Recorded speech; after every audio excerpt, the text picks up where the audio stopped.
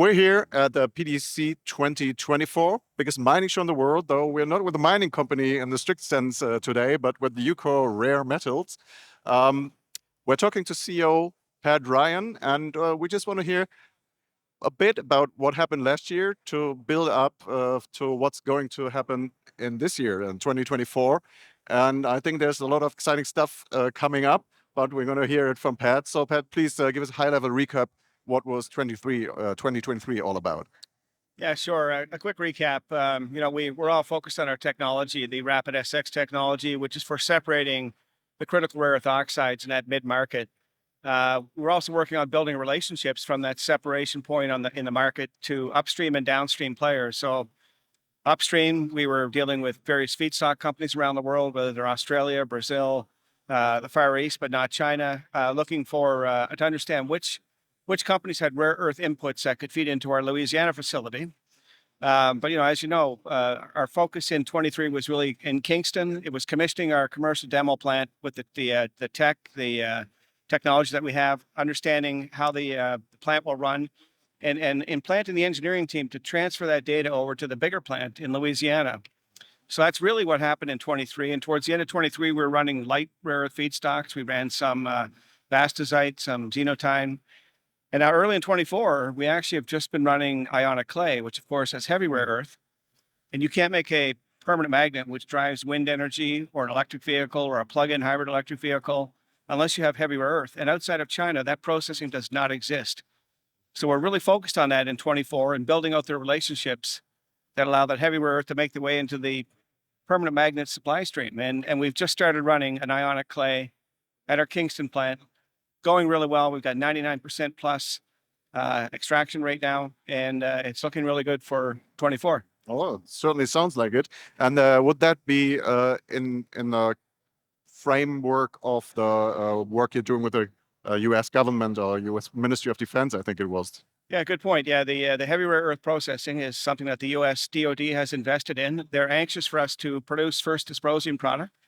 And from there, we know that we're going to supply that product to actual customers that will then test it and qualify it.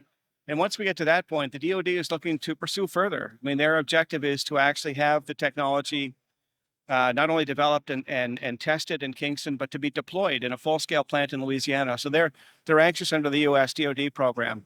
When the DoD program gets done with its heavy rare earth, we'll be going to the light rare earth, and that's under the Canadian government NRCan program. So two governments stepping in. We're a Canadian company, but we're setting up our first separation facility in the U.S., so they're highly interested in that. Okay, so you said it's in Louisiana, and I think we already reported on that quite a bit, that there's also substantial, grants and tax reductions for you to work there.